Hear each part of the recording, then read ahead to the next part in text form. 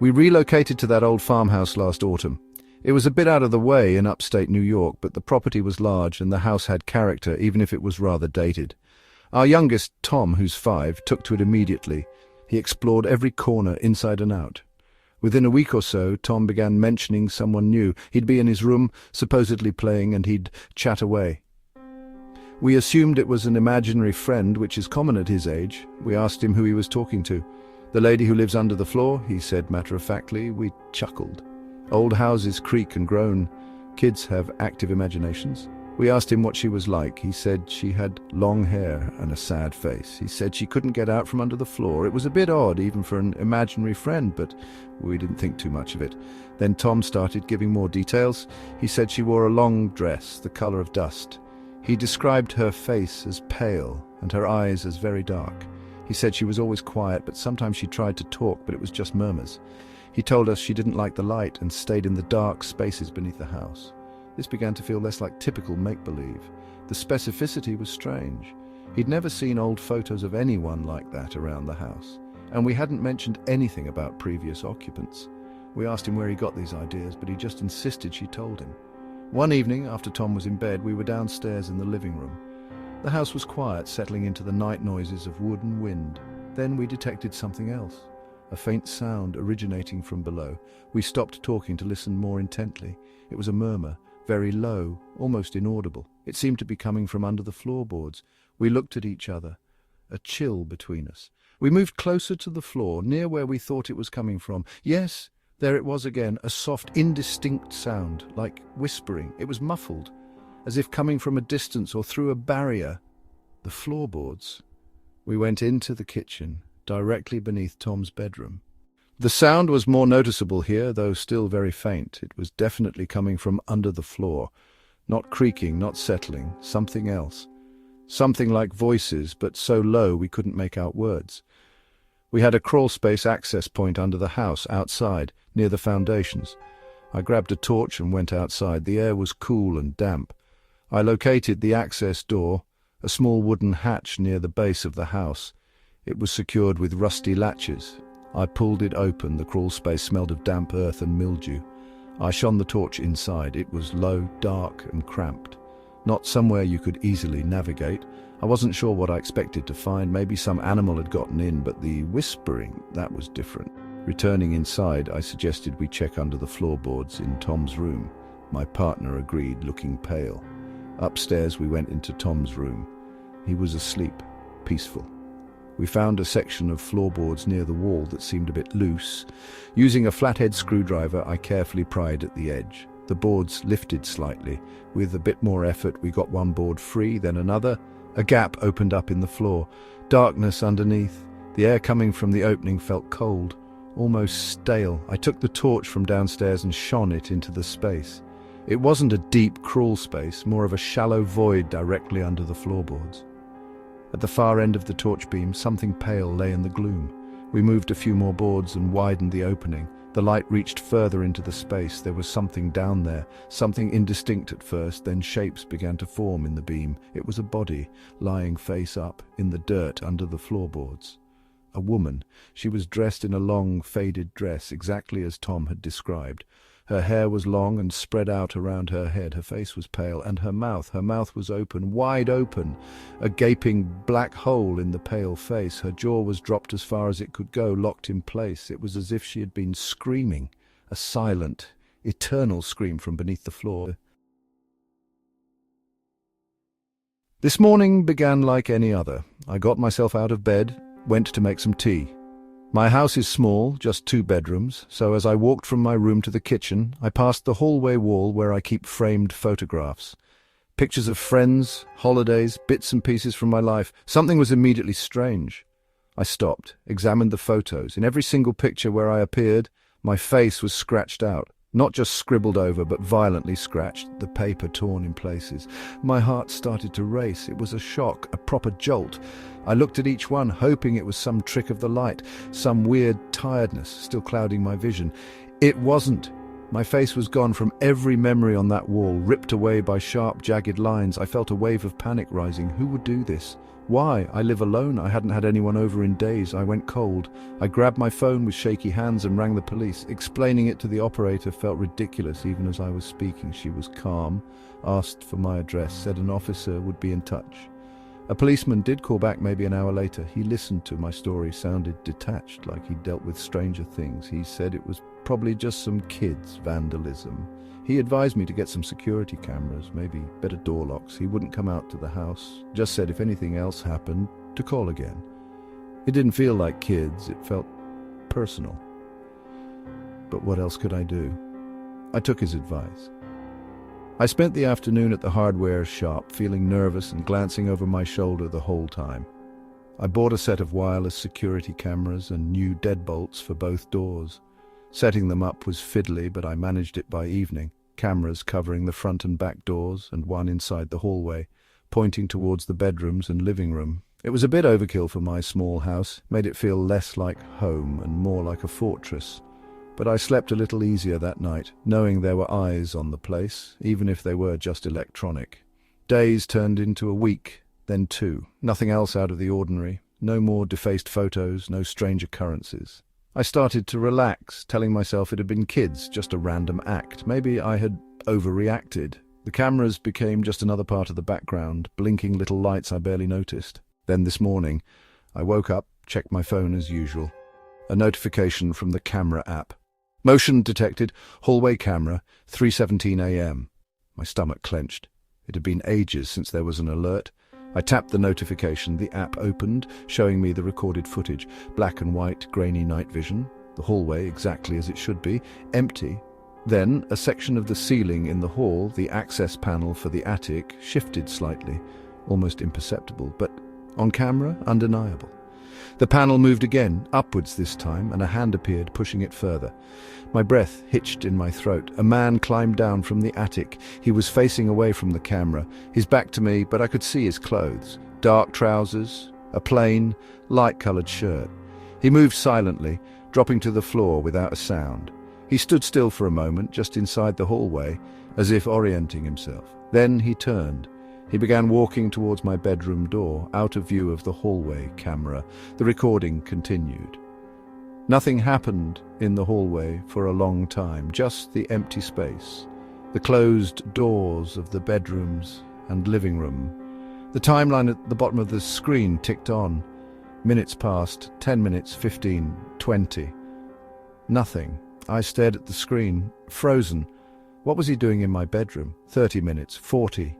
Still nothing in the hallway. Then, after almost an hour, the door to my bedroom began to open. Just a crack at first, then wider. The man stepped back into view, walking out of my bedroom, back towards the attic access. He didn't look at the camera. He moved with a strange, almost gliding motion. He reached the attic panel, pulled himself back up, and disappeared. The panel settled back into place. The hallway was empty again. Just the blinking camera light, recording nothing but stillness. The time stamp on the footage read 5:03 a.m. when the motion recording stopped. It was silent in my house now, save for the quiet hum of the refrigerator in the kitchen. The sun was properly up, light starting to filter through the curtains. I sat on the sofa, phone still in my hand, watching the loop of the hallway footage replay over and over. He had been in my room for nearly 2 hours, whilst I was asleep in there, and he'd been in the attic. How long had he been up there? The television was still on when I opened my eyes. Flickering light filled the room, a pale blue glow against the darker corners. I must have dozed off on the sofa again. The screen showed static now, the program finished, just the snow of a dead channel filling the space. I stretched, my neck a bit stiff from sleeping awkwardly against the armrest. The room was quiet, apart from the buzz from the TV speakers. I glanced at the blank screen, noticing the reflection of the room in the glass. The dim light made everything shadowy, but I could make out the shape of the sofa, the outline of the bookcase behind me. Then I noticed something else in the reflection. There was another shape on the sofa next to where I was sitting, a human shape. It was seated upright, facing the television, just like I'd been before I fell asleep. But it wasn't me. My heart gave a jolt. I blinked, thinking I was still half asleep, my eyes playing tricks in the low light. I focused on the reflection again. The shape was still there. It was definitely a person. I could see the curve of a head, the line of a shoulder. It was sat very close to me in the reflection on the screen. A cold feeling went through me. I turned my head slowly, carefully away from the television. I looked to my left, toward the empty space beside me on the sofa. Nothing, just the cushions, slightly rumpled from where I'd been lying. The sofa was completely empty. There was nobody there. I sat up a bit straighter, my pulse picking up speed. Maybe it was just my imagination. Maybe I really was still dreaming. I looked back at the television screen. The static was still hissing quietly, and the reflection was still there. The figure was still sitting on the sofa in the reflection, just as clearly as before, exactly in the spot next to where I was actually sitting. But the space beside me was empty. I turned my head again, quickly this time checking the sofa. Still empty. Back to the screen. The figure remained. It hadn't moved. It was facing the television in the reflection, but now, in the dim light of the room reflected on the glass, I could make out more detail. The shape of a head was clearer. It was turned slightly towards me, towards the reflection of me, I suppose. I stared at the screen, my breath catching in my throat. It looked like it was looking at me, not at the television screen in the reflection, but directly at me, through the screen. The head was tilted just a fraction, as if it had turned to face me. I didn't move. I didn't know what to do. Should I turn around again? Check the sofa again? But I knew it would be empty. It had to be empty, unless it wasn't in the room with me, unless it was only visible in the reflection. The idea made my skin crawl. I kept my eyes fixed on the television screen, on the figure. It was completely still, just sitting there, reflected on the glass, staring.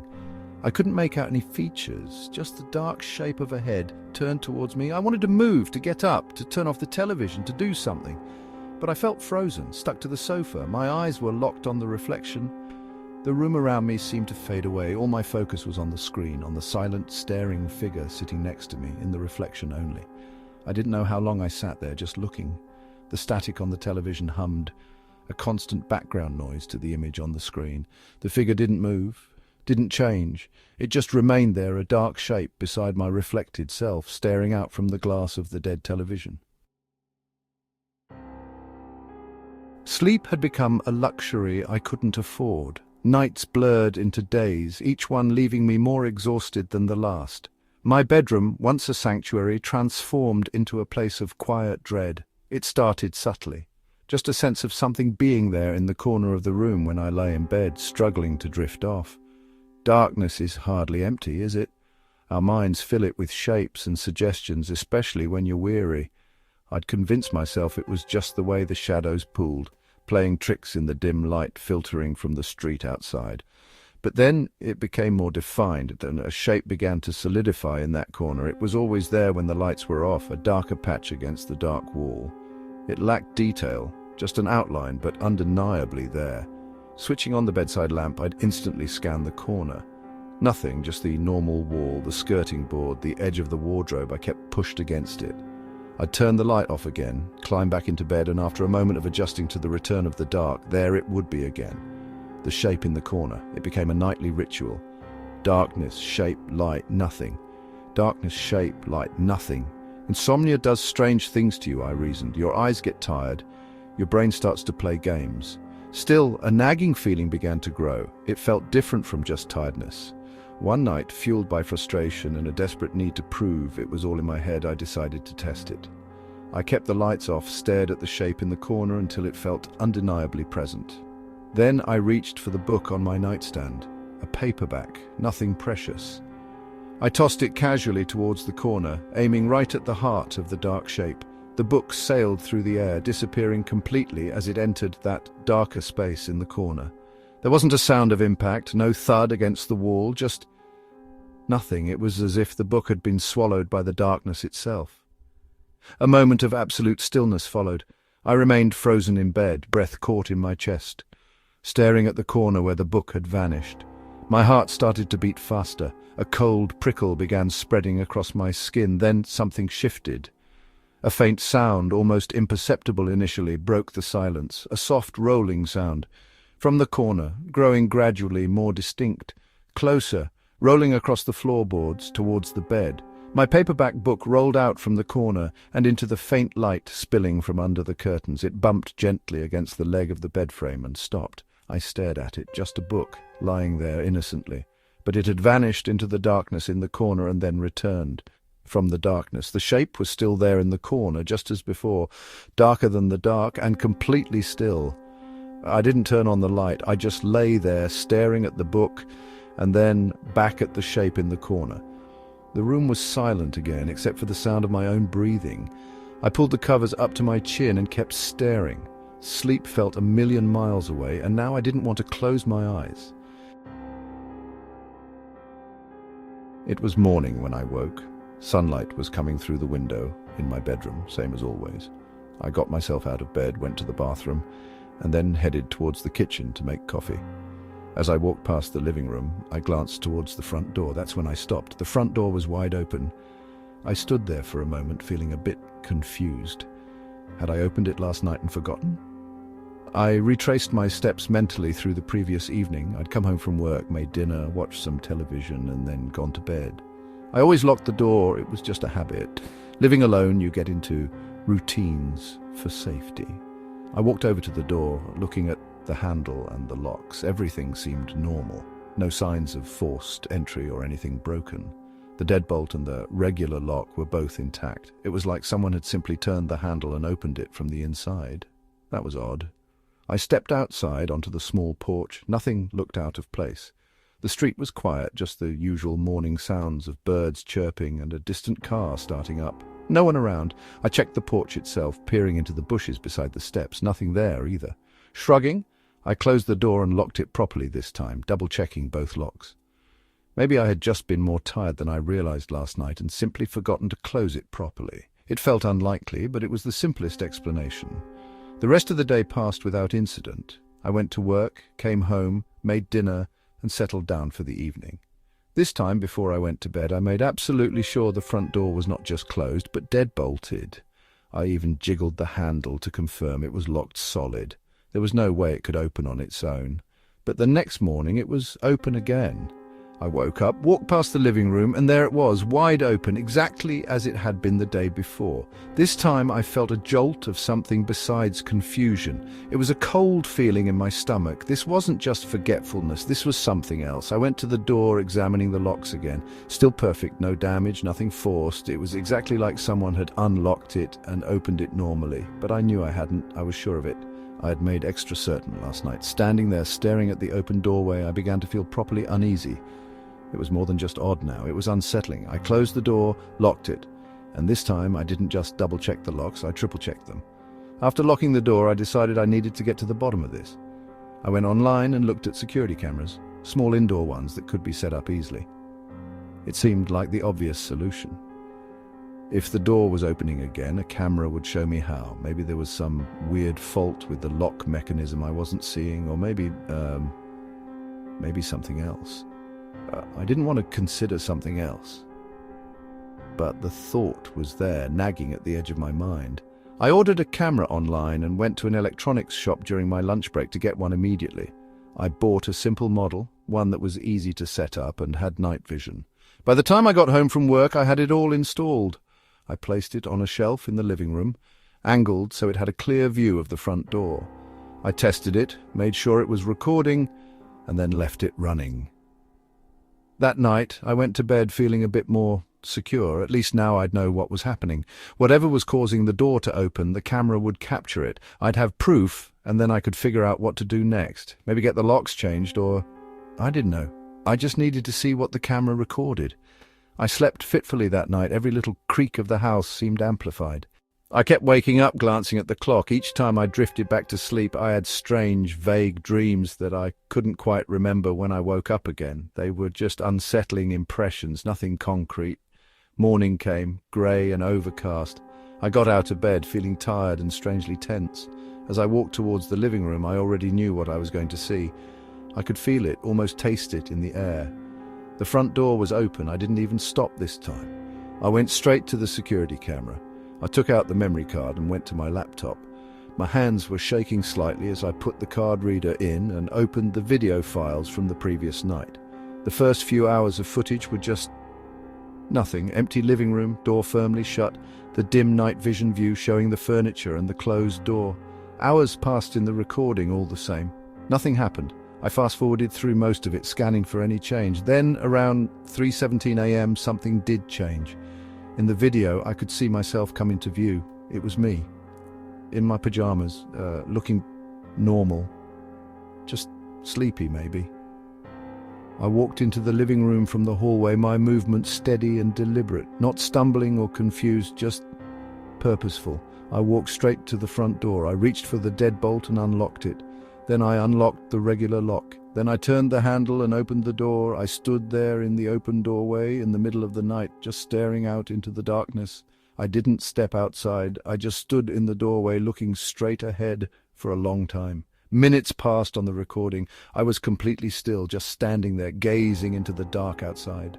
Finally, after what felt like an eternity watching myself on the screen, I moved. I turned, walked back inside, closed the door and locked both locks again.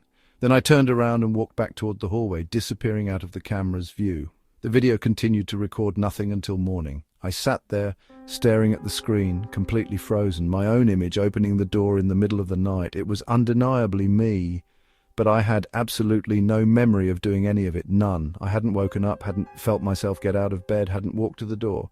It was like those hours of the night simply didn't exist for me. But there it was, on video, proof I was doing it myself. Opening the door and staring into the night. But why? And how could I not remember?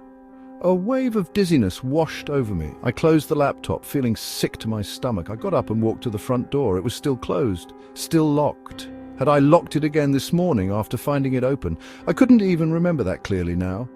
My memory felt fuzzy, disconnected. I unlocked and opened the door, stepping out onto the porch. The day was grey and still, with a heavy, damp feel in the air. The street was empty, the houses across the road silent and blank-faced. The sky was just a uniform grey, pressing down. I looked up at the sky, just like I had done in the video, just stared straight up into the grey expanse. There was nothing there, just grey, empty. A shiver went down my spine, even though it wasn't cold. It was a deeper kind of chill, something that came from inside. I stepped back inside, closed the door and locked it. Then I walked away, unable to shake the image of myself standing in the doorway in the dead of night, staring out at nothing. I don't know what to do. I don't know why I'm doing this or what I'm looking at when I stand there in the doorway. I feel uneasy being in my house, knowing that every night while I'm asleep, something is making me open the door and stare out into the darkness. And I have no idea what will happen next. The first night it occurred, I just nudged Sarah and mumbled something about a rodent. She stirred, half asleep, and mumbled back, asking what I meant. I told her I could hear scratching noises right beneath us. She listened for a moment, then agreed. It was a definite scraping sound coming from under the bed. We both assumed mouse, maybe a rat. We'd lived in older houses before, and these things happened. Annoying, but manageable. I got out of bed and switched on the bedside lamp. The sudden brightness flooded the room. We both held our breath, listening. Silence. Completely silent. We waited a bit longer, straining to hear anything. Nothing.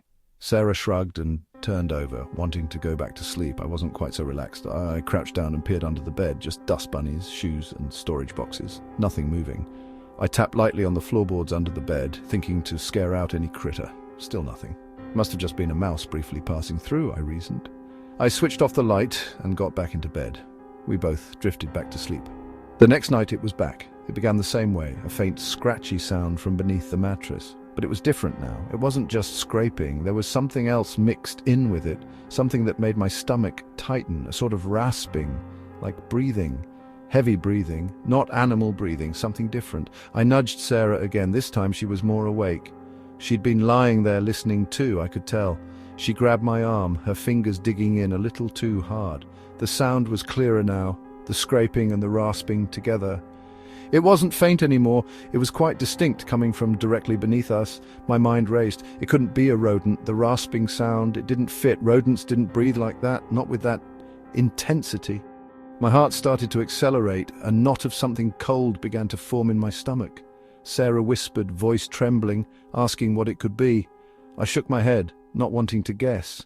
wanting it to be anything else, wanting it to stop. I knew I had to look. I couldn't just lie there listening to it. Ignoring it wouldn't make it go away, and the rasping, it seemed to be getting louder, more insistent, like whatever was making it was becoming agitated.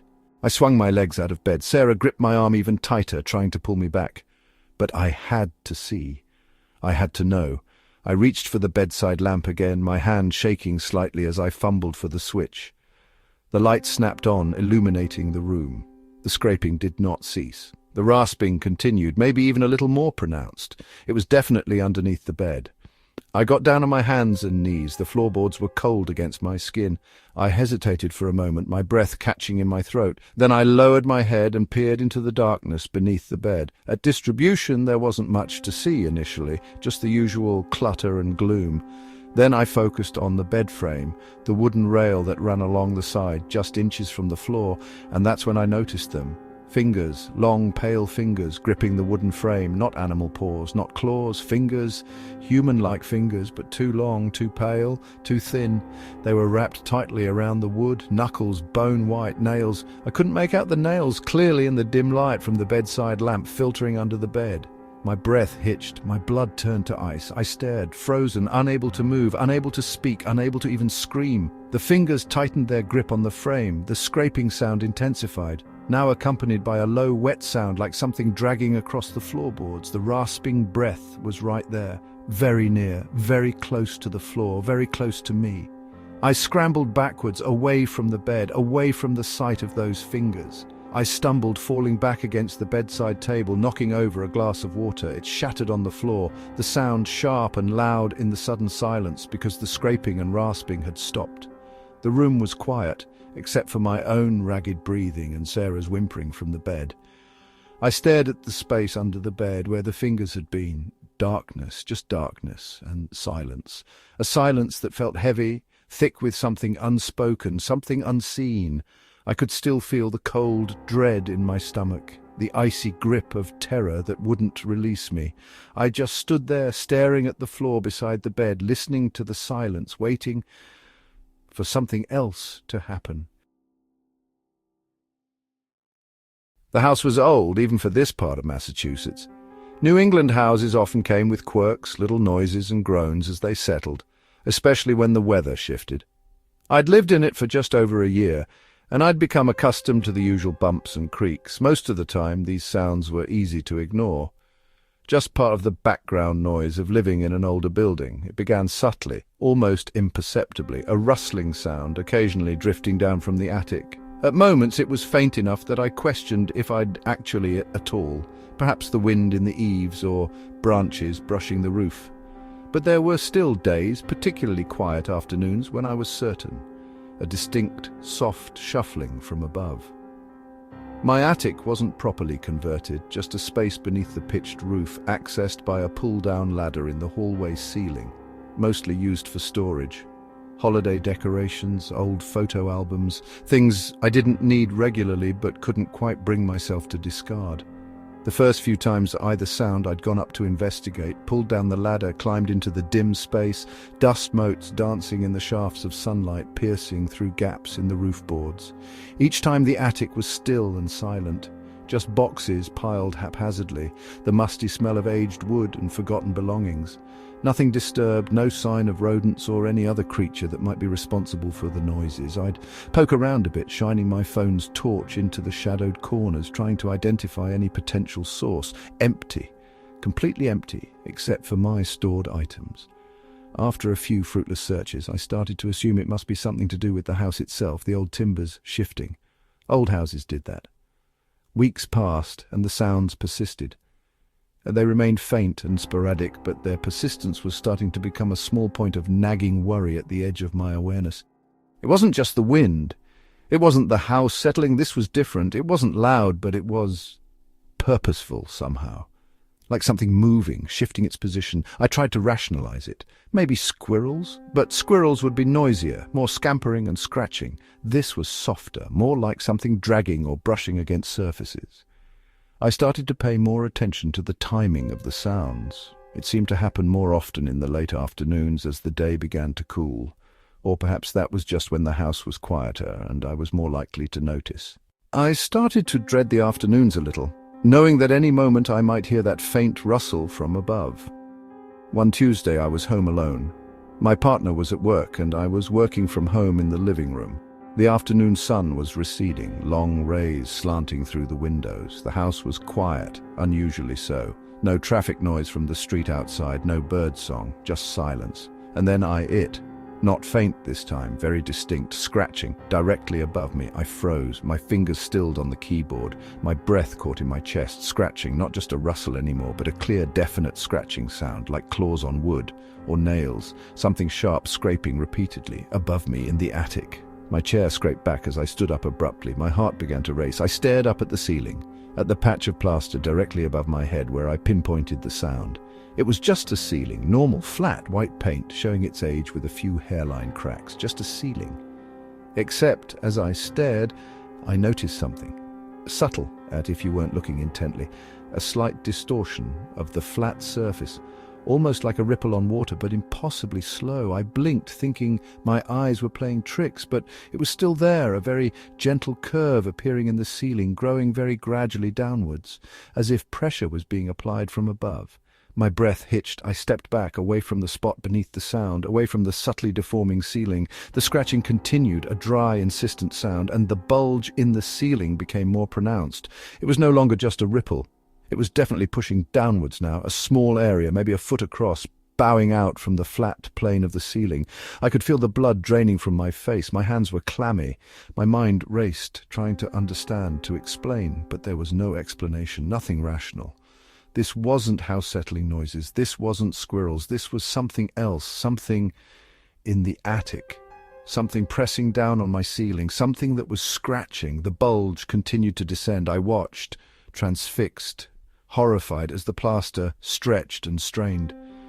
The scratching went on, a constant, unnerving accompaniment to the visual horror unfolding before me. I wanted to move, to run, but my feet seemed rooted to the spot. I was completely immobilized, staring upwards as my ceiling slowly, silently began to give way. The call started on Tuesday, reception, accounts, even someone from the executive floor, all saying the same thing. A bad smell, like something rotting. They all described it vaguely. Unpleasant was the word most used. They thought it was the air conditioning. Of course they did. I'm maintenance. Mr. Fix-It, they jokingly called me. Real name's Dave. I've worked in this building, 20 floors of glass and steel in downtown Chicago, for 15 years. Smells were usually food left too long in the kitchenette bins, or sometimes drains backing up after heavy rain. This was different. This was persistent. I checked the usual suspects: bins emptied, drains flushed, filters replaced in the AC units. Nothing. The smell, according to the complaints, was still there. Worse in some places. The air vents, they started saying. It must be coming from the vents. Rodents, I figured. A mouse or rat, gone to meet its maker somewhere in the ductwork. Happens now and again. Not a pleasant job to retrieve them, but part of the gig. So Thursday morning, armed with my flashlight and a multi-tool, I accessed the vent system. Panel in the ceiling of a deserted meeting room on the 10th floor. The air in the room itself smelled normal, recycled office air. But as soon as I popped the vent panel loose, I caught a whiff, not overpowering, but definitely there. Faint, sickly sweet, like decay. I hoisted myself up into the crawl space above the ceiling. Dust motes danced in the beam of my torch. Fiberglass insulation bats lay everywhere. It was warmer up here, stuffy. The main trunk of the ventilation system ran like a metal artery through the space. Smaller ducts branched off from it, snaking away towards the individual office spaces below. The smell was stronger now, not just faint, but properly noticeable, definitely coming from within the ductwork. I checked access panels along the main trunk, sniffing at each one. The concentration seemed to increase as I moved along the 10th floor section. It seemed to be originating somewhere further down the line. I needed to get inside. The access hatches on the main trunk were too small for a person, but the branch ducts, the ones feeding individual rooms, they were wider. Just wide enough to crawl through if you weren't too broad in the shoulders, and I'm not. I selected a branch duct near where I suspected the smell to be strongest. Undoing the screws on the access panel, I pulled it free. Darkness within. I switched on my headlamp, the beam cutting through the murk. Dust coated everything inside the duct, years of accumulated grime. The metal walls were cool to the touch. Taking a breath, I lowered myself into the duct, feet first. It was a snug fit. I shuffled forward, using my elbows and knees to propel myself along. The air inside was still, stale, and carried that distinct odor. It wasn't overpowering, but it was always present, a background note to the confined space. The duct ran horizontally for a while, then turned downwards. Good, I thought, must be heading towards the 9th floor vents now. I kept moving, the metal pressing in on all sides. It was quiet in here, insulated from the sounds of the office, just the faint rustling of my clothes, the whisper of my breath. Then I noticed something ahead. In the beam of my headlamp, a dark mass, blocking part of the duct. My heart gave a little jump. Figured it was a blockage of debris, maybe insulation come loose and accumulated over time. Or the source of the smell, finally. As I got nearer, I could make out more detail. It wasn't debris, it was hair. Long strands of dark matted hair, tangled in the ventilation grate further down the duct. It looked odd. Too much hair to be a rodent, and rodent hair isn't usually that long. Curiosity overriding my initial slight revulsion, I crawled closer. The smell here was stronger, definitely emanating from the blockage. I reached out and touched the hair. Dry, brittle, but surprisingly strong. It was woven tightly into the metal grating like it had been pushed through, forced. I took hold of a clump of the hair, intending to pull it free. See what was underneath. Maybe a dead animal after all, a larger one than I'd imagined. I pulled gently at nothing. It was stuck fast. I pulled a bit harder, still stuck. Then something pulled, back. Not much of a pull, but definitely a pull. As if whatever the hair was attached to, further down the duct, was resisting. Pulling back against me, I froze. My breath hitched in my throat. My headlamp illuminated the dark, matted hair, tangled in the metal grate. And now, strained taut, I didn't move, didn't breathe, just stared at the hair and that barely perceptible tension on the strands in my hand.